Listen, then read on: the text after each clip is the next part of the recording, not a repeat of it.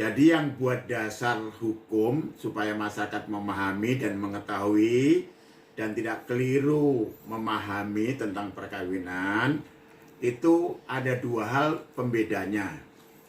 Jika masing-masing pihak suami istri memegang buku nikah, itu mesti perkawinannya dilakukan di KUA, Kantor Urusan Agama.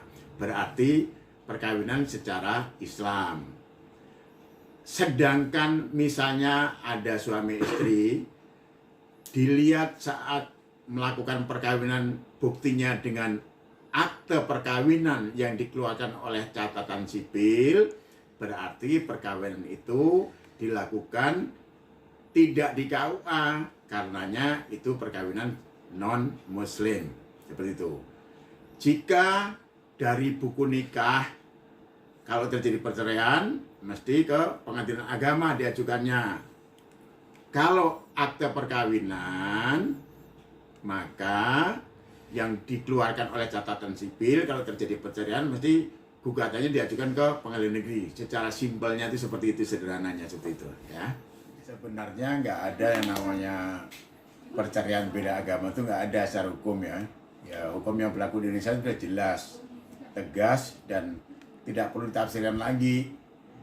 Yang namanya perceraian, mau misalnya seseorang mau mengatakan sekarang beda agama, tidak, tuh sumbernya, dasar hukumnya adalah bagaimana saat perkawinan itu dilaksanakan. Nah, misalnya ini perkawinan dilaksanakan di KUA atau di catatan sipil. Dilakukan perkawinannya di KUA, maka harus tunduk pada hukum Islam. Karenanya pihak yang menggugat, pihak istri bahasanya menggugat. Kalau yang mengajukan pihak suami, permohonan izin untuk menjatuhkan talak. Nah, kalau ini digugat, berarti yang menggugat adalah pihak istrinya, menggugat suaminya untuk bercerai, misalnya seperti itu. Nah, ini berarti tunduk pada ketentuan hukum agama Islam yang diatur dalam kompilasi hukum Islam. Nah, ini mestinya pengajuan gugatannya ke pengadilan agama, gitu, bukan ke pengadilan negeri.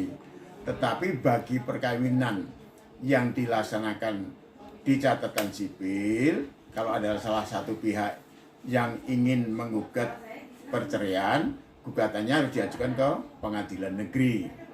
Itu caranya gitu, hukumnya seperti itu Pak. Gitu. Sekarang ini diajukan di pengadilan agama, gugatannya, berarti yang menggugat pihak istrinya. Nah, itu alasan untuk terjadinya perceraian itu biasanya minimum menurut undang-undang perkawinan adalah terjadinya keributan yang secara terus-menerus yang tidak mungkin dapat didamaikan lagi. Itu biasanya yang banyak terjadi seperti itu, walaupun ada alasan-alasan lainnya, misalnya masalah nujus atau masalah kekerasan dalam rumah tangga, ada macam-macam lah, ada macam gitu. Tapi kebanyakan yang terjadi yang diungkap dalam forum-forum persidangan biasanya karena apa? Terjadinya perselisihan secara terus-menerus dalam keluarga antara hubungan suami dan istri dan tidak mungkin lagi dapat didamaikan, sehingga diajukanlah perceraian ke pengadilan negeri. Kalau pihak istri yang mengajukan namanya gugatan perceraian. Kalau pihak suami yang mengajukan namanya permohonan izin menjatuhkan talak, seperti itu. Itu Pak. Di Indonesia nggak ada perceraian beda agama, tuh nggak ada. Yang saya jelaskan seperti tadi. Jadi kalau sumbernya atau dasar hukumnya adalah saat melakukan perkawinan.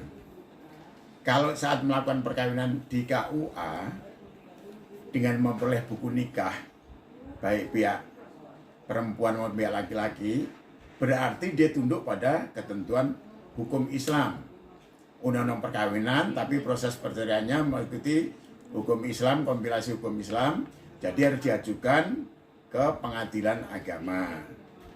Akan tetapi bagi warga negara yang melakukan perkawinannya di catatan sipil, jika terjadi perceraian, maka upaya hukumnya mesti mengajukan gugatan ke pengadilan negeri, tidak bisa ke pengadilan agama. Kenapa? Karena perkawinannya dilakukan secara catatan sipil, bukan di KUA. Jadi hanya dua itu caranya. Kalau dilakukan di catatan sipil berartinya perceraiannya terus melalui pengadilan negeri. Kalau perkawinan dilakukan di KUA, masing-masing mendapat buku nikah, maka perceraiannya diajukan melalui pengadilan agama, gitu Pak. Jika ini untuk hak asuh anak itu harus terjadi perceraian dulu. Kalau belum terjadi perceraian ya kewajiban kedua belah pihak orang tuanya.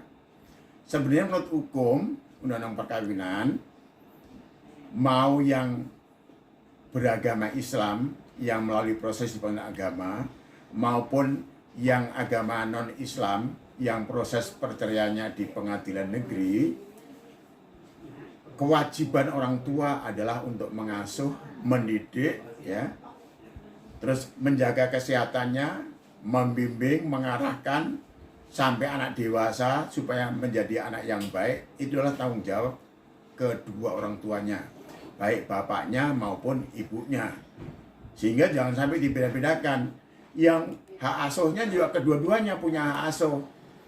Hanya saja dalam praktek di persidangan, kalau anak itu di bawah umur, ada jurisprudensi dari Mahkamah Agung.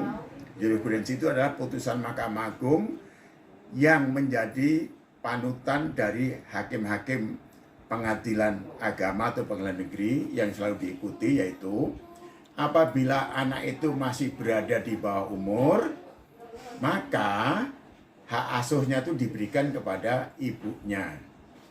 Namun demikian tidak menutup ya pihak bapaknya untuk juga bertemu, memberikan kasih sayang, mengajak jalan-jalan, atau mengajak penuh sukacita, menyekolahkan, memilih sekolah yang bagus, membiayai, tentunya seperti itu. Itu juga bisa pihak bapaknya. Itu hak asuh misalnya tidak ada pada ibunya itu apabila ibunya itu berkelakuan tidak baik, gitu loh. Karena apa? Kok berkelakuan tidak baik kan dia tidak bisa mendidik anaknya supaya menjadi anak yang soleh atau solehah, menjadi anak yang baik, gitu. Sehingga tidak diberikan kepada ibunya. Namun apa yang saya katakan tadi itu pengalaman dalam praktek. Dalam kasus tertentu kembali lagi kepada alat bukti. Alat bukti apa yang dikemukakan, misalnya sampai hak asuh diminta oleh pihak bapaknya, tidak diberikan kepada ibunya.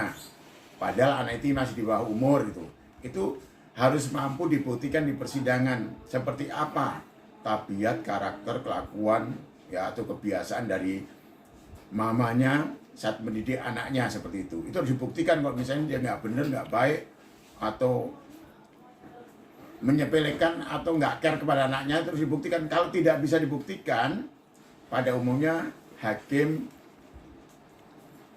dengan rasa pertimbangan keadilannya akan menjatuhkan pilihannya hak asuh diberikan kepada ibunya bagi anak-anak yang masih di bawah umur. Seperti itu gitu loh.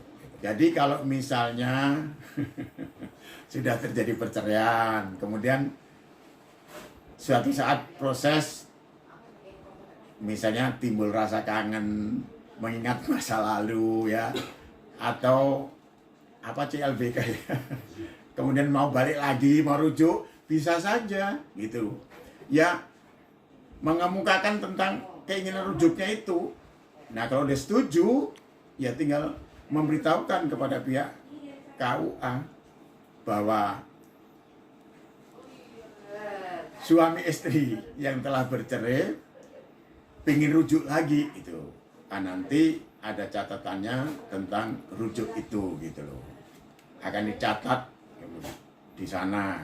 Kemudian nanti persyaratan-persyaratan apa yang diperlukan ya harus dipenuhi oleh para pihak yang tadinya bekas suami maupun bekas istrinya gitu. Jadi itu juga ada ijab kabulnya gitu, tidak hanya suka-suka aja nanti begitu dia rujuk cari lagi, kan berarti mempermainkan hubungan suami istri atau lembaga perkawinan itu sendiri yang tidak boleh gitu loh, seperti itu gitu. Tapi ya mudah-mudahan hal-hal yang terjadi saat proses ini nanti timbul kesepakatan perdamaian nggak jadi bercerai lagi gitu. Karena kan jika sudah saling menyayangi, cinta mencintai, kenapa mesti bercerai kan? Gitu. Kecuali ada faktor-faktor lain misalnya apa yang sangat menentukan, misalnya orang biasanya kan menyangkut yang harga diri misalnya. Kalau sudah harga dirinya nggak dianggap oleh salah satu pihak, disepelekan, ya untuk apa kita misalnya hidup dalam satu ikatan perkawinan gitu. Padahal ikatan perkawinan itu untuk rumah tangga yang bahagia, yang sakinah mawaddah warahmah sampai akhir hayat. Tapi kalau salah satu pihak misalnya bertingkah melukai pihak yang lainnya, merendahkan harkat dan martabatnya, dan tidak hormat atau tidak patuh, ya apa boleh buat, misalnya ada solusinya gitu. Karena apa? Kalau tetap dalam satu keluarga rumah tangga hidupnya, tapi yang satu dengan lainnya saling bermusuhan, saling sakwa sangka, saling tidak hormat menghormati, akhirnya timbul kemarahan, timbul keributan, saling membuat dosa. Jadi saling bermadurat satu dengan lainnya, sehingga lembaga perceraian itu diizinkan atau ditempuh, sehingga pengadilan sering menjatuhkan putusan jika yang mengajukan pihak istri gugatan dikabulkan, jika yang mengajukan izin menjatuhkan talak pihak suami biasanya diizinkan. Tapi semuanya tergantung dari bagaimana membuktikan dalil-dalil gugatan yang diajukan oleh pihak istrinya itu tentang ketidakbenaran yang dilakukan oleh pihak suaminya selama menjadi suaminya sebagai kepala rumah tangganya. Itu harus ada buktinya, minimal apa? Buktinya harus ada 2 orang saksi yang menjelaskan itu, menerangkan itu, di bawah sumpah tuh loh. Kemudian kalau ada bukti-bukti surat, zaman sekarang biasanya bukti-bukti elektronik ya, misalnya chatting-chatting atau foto-foto, itu bisa juga digunakan seperti itu. Kemudian itu kebanyakan terjadi seperti itu.